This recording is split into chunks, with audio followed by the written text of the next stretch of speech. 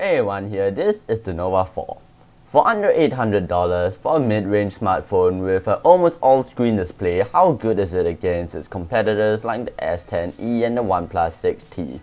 Let's find out.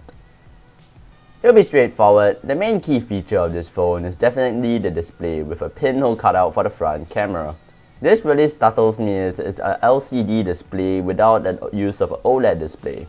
The pinhole display gives the phone an 86% screen-to-body ratio with a 398 ppi pixel density, a 1080 by 2310. Out of the box, you get a earphone, as it still uses a 3.5mm jack, which is nice to see that around. A charger, free case, Type-C, and manuals, that's about it. The box is largely different from the Nova 2 box as it looks more premium.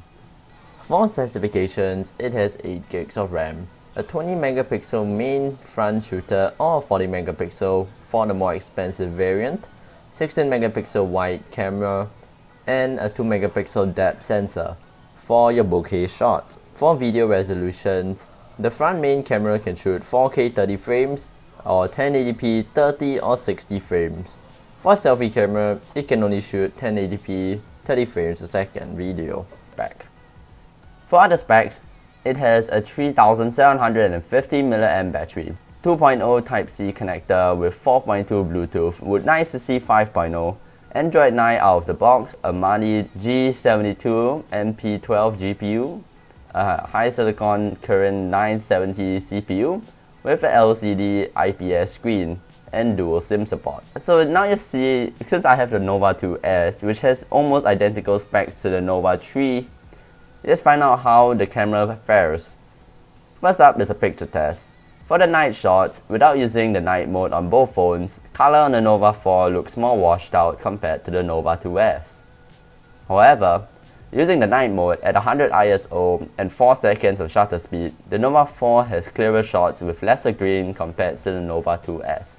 For daylight shots, the Nova 4 camera is much clearer when zoomed in compared to the Nova 2S. Color reproduction seems to be quite similar on these two sensors. For the front camera, it's both quite equal in terms of the sharpness and clarity. Just that with the Nova 4, you do get some interesting features like the 3D face thing, which is what the Nova 2S has, but it isn't like that interesting compared to the Nova 4 one, which implements it in a very interesting way. Second is performance. I use Antutu Benchmark to benchmark both phones.